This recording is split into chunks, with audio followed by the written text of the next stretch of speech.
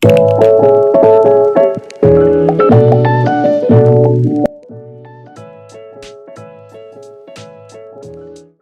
Royals, welcome back to my channel. For those of you who are new, I'm Josette. So let's get into today's video. Today we're going to be talking about things not to do to your locks. So these are things that I would just stay away from if your goal is to have the healthiest, shiniest, most scrumptious locks ever. Then these are things you just don't want to do.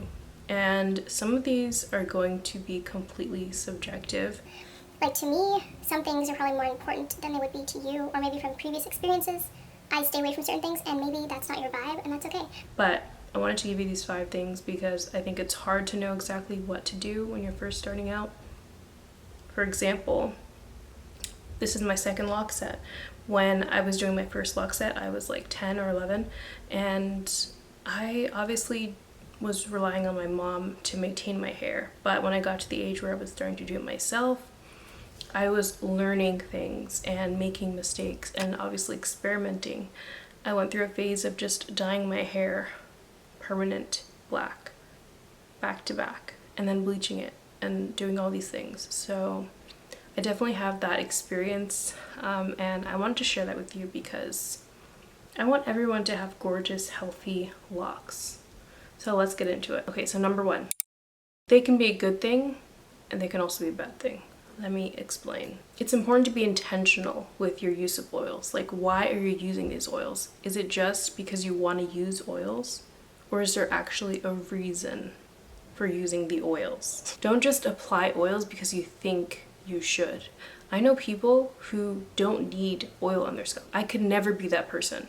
I need oil on my scalp. But you have to identify for yourself if you're the person who needs that. Don't just apply it because someone told you to. Learn your hair first so that you know what's best for your hair. So here are a couple general rules. Thick oils, castor oil, for example. Edges only. Edges only. And in moderation. Castor oil does help with hair growth. So typically thin areas of our hair are around the perimeters of our hair, especially if you're a postpartum mom like me. Hair loss. Light oils, and almond oil, and avocado oil. Use those on your scalp and on your ends. Essential oils. These are used mixed into other oils.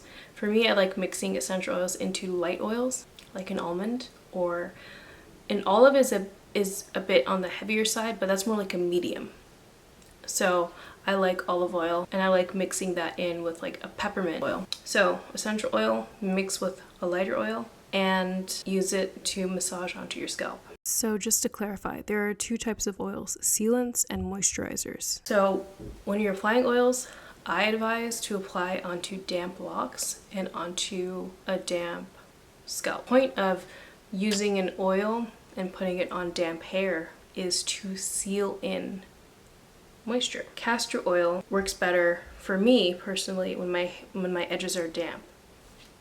Because castor oil is a sealant, I just like to lock in all the moisture and hydration that I get from water. And in terms of lighter oils, I don't know the scientific explanation for it, but I think that oils blend in better and absorb better when my hair and my scalp is damp. Number 2. Don't buy a bunch of products for a lock journey.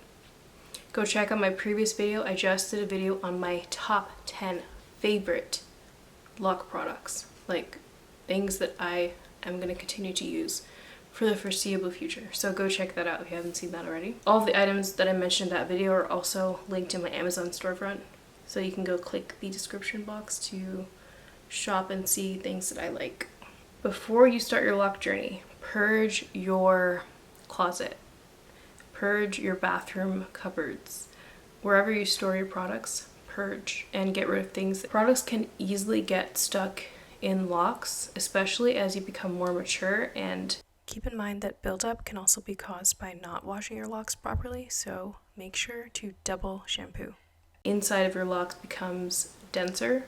It's a lot easier for products to get stuck. And that's part of the reason why I don't like looking online for advice all the time. A lot of times when you see like stylists doing people's locks, they are creating a beautiful work of art. They're not necessarily doing something that's the best for their client's health hair. So like for example, whenever I see on thicker locks like the retwist process and they're using a gel or a cream or something, and they're rolling or they're palm rolling and you see product like oozing out of the lock, that's not good. And I know that with Microlocs it's a bit different because people typically don't do a retwist. Number 3, this applies to me. I learned this with my previous or with this current lock journey. It's not that big of a deal, but I thought I would mention it in case you're about to do this. Don't trim your locks too early into your lock journey. I trimmed my hair before I was fully locked, and some of my locks now have really blunt ends. The only thing that's annoying about this is when I want to braid or twist my hair and the ends are really bulky. I wonder if I can show you. I don't know if you can tell. Like that compared to that. You probably can't even tell on camera, but the ends are like a bit bulkier, so it's harder to get it into a braid. Anyways, it's not that big of a deal, but your ends will fray and they will bulge if you're not fully locked yet because the process is still undergoing. This also may vary depending on your hair type. I have very coily 4C, kind of 4B hair in some parts, so this is just the effect that it had on my hair.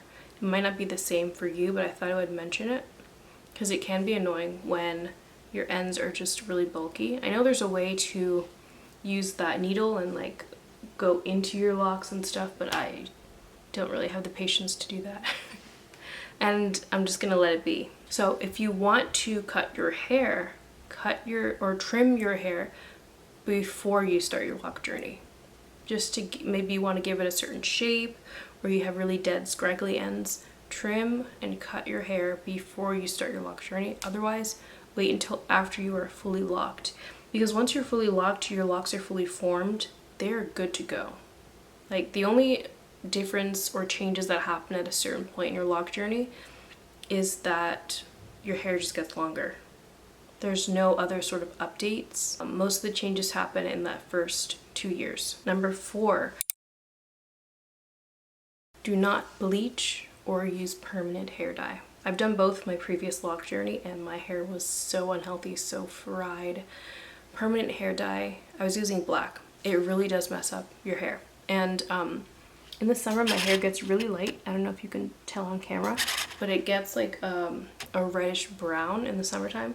So if I ever want to like go a little bit darker for winter, I use semi-permanent hair color because it only lasts about 4 to 6 washes and then it's out. It's gone. No damage because I've done it before, so I know how that works. It's more like a enriching gloss. Like it's not a long-term or permanent thing. It's not depositing color onto your strands that's just gonna stay there and mess with the integrity of each strand and the health of your hair. So there's that. If you bleach your hair, your locks will definitely get damaged. They won't be the same after. If you really have an itch to bleach or color your hair, try doing it with only developer and a color. Just try not to use bleach because it's a lot less damaging to use like a 30 developer and a copper color or something just to like to scratch that color itch, because I know how that is too. I don't have those urges anymore, but for the winter I might want to go black, but I'm going to use a semi-permanent to do that. Permanent hair dye changes the inner and outer structure of your strand. It really does. It doesn't seem like it because you're just putting color on, you're not stripping it away, but it's a chemical process as well. So keep that in mind. So number 5, the last one, is a little bit controversial. Not really. It's do not use conditioner. This is my personal preference. I don't see a need for conditioner right now. My hair is so healthy and shiny and soft. Plus it's locked, so your hair is not going to feel like a plush teddy because you have a certain hair texture, especially with like 4C, 4B. Once your hair is locked, it's gonna have a certain texture, and I personally love the texture of Locs. But if you want to have buttery soft hair, I don't know. Some people like to keep their ends out and loose to get that like look. I don't know. But for me, I embrace the kinkiness. I embrace the texture. I embrace everything that is Locs. I just love that. It makes me feel the most me.